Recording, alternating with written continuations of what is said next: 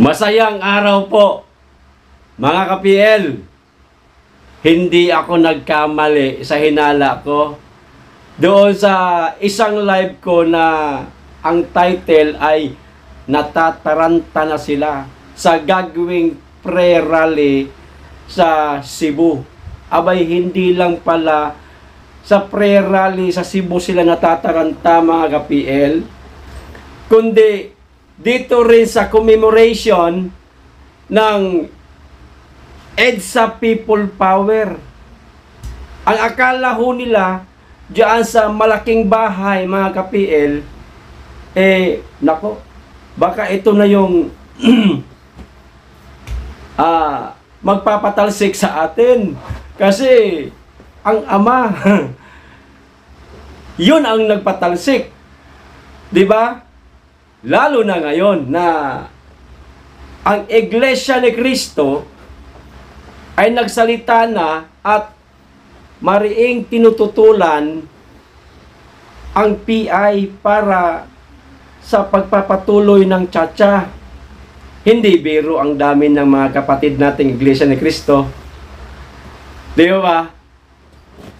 Maliban sa Iglesia ni Cristo, napanood ko po kanina, mga ka-PL, sa isang balita, bagamat no isang araw pa yung balita nila na yon, kanina ko lang napanood, di umano pati mga kaparian, mga bishop, madre, ayan, lalahok o dadaloho sa EDSA People Power Anniversary na noon, pinagtatawanan lang natin kasi nilalangaw. Pero ngayon, mukhang mabubuhay po ang diwa ng EDSA People Power dahil sa mga kabulustugan nila dyan sa malaking bahay. Hindi ako nagkamali ng hinala, mga ka-PL. Abay, talagang natataranta na sila. Umiikot na ang tumbong. Ayon po ito sa balitang napanood ko. Natataranta na sila kasi mga tamang hinala po sila. Ayan. Maliban sa Iglesia ni Cristo, maliban sa mga kaparian na dadalo sa EDSA People Power Anniversary, ay, teka, lilinawin ko. Ang dadalo po sa EDSA People Power Anniversary ay yung mga kaparian, yung mga kapatid na iglesia. Hindi po wala Nabanggit ko lang. Ang ibig ko sabihin doon, mga hindi sumasang-ayon sa People's Initiative. Yan. Kasi ang sigaw po na gagawin sa EDSA People, ano ba yan? People Power, ito ngang mariin na pagtutol po sa PI. Ayan. Maliban po sa dalawang yan, sigurado ako, mga kaanib ni Pastor Apollo Kibuloy, siguradong mariin ding tinututulan yan. Lalo na ngayon, na ginigipit nila si Pastor Kibuloy. Malaking pwersa na yan. Halimbawa lang, mga kababayan, mga ka-PL, kung magsama-sama, halimbawa lang hindi ko sinasabing mangyayari. Halimbawa lang, baka mangyari na naman to. Tulad ng hinala ko noong nakaraan na natataranta na sila, no? Eto nga't natataranta na nga talaga. Halimbawa lang, magsama-sama, mga kapatiran sa iglesia, mga kaanib ni Kibuloy, at mga kapatid nating mga Katoliko, kasama na mga pari at obispo, mga madre. Nako, baka mga pagkakataon na yun na. Masasabi ko na yun na talaga ang kinatatakutan nila ng mga ma'am at sir dyan sa loob ng malaking bahay. Wag ho kayong matakot, mga ma'am at sir, dyan sa loob ng malaking bahay na may mataas na pader. Walang ganun. Walang isisigaw na patatalsikin kayo. Wala. Purely commemoration lamang po ang gagawin sa EDSA at purely, syempre, na prayer rally rin po ang gagawin sa Cebu City. Pero, depende na po sa mga tao. O, baka may magpasimunong sumigaw na layas, magsisunuran yung iba dahil dyan sa mga hindi na po nilang nagugustuhan galawan ninyo. Pero, sinisigurado ko, itong mga magiging speaker, sa mga rally na yan, hindi sisigaw ng ganun kasi hindi naman yan talaga ang agenda nila. Kundi, itigil ang People's Initiative, huwag ituloy ang tsa-tsa. Huwag pakialaman ang saligang batas.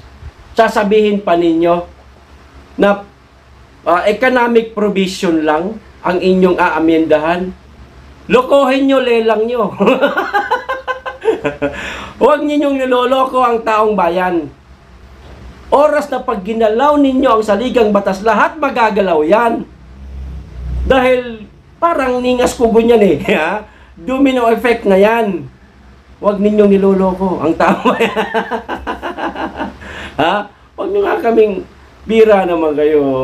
Pag hindi ninyo tinigil yung inyong mga kabulastugan, kung patuloy ninyong ginagahasa ang kaban ng bayan, pinaglalaruan, kaban nga ng bayan, hindi nyo kaban yan, mga animal.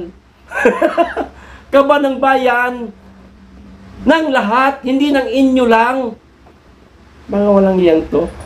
Iniluklok lang namin kayo dyan. Ibinoto lang namin kayo, kaya kayo nariyan. Para pangalagaan kung anuman ang meron ang bansa at gumawa ng tama para sa bansa. Pagpatuloy niyong ginagahasa ang kaban ng bayan na ngayon nabubuking na kayo sa kung saan saang ahensya ninyo dinadala ang bulsa ninyo, hindi sa sariling tanggapan ninyo kundi sa iba't ibang ahensya.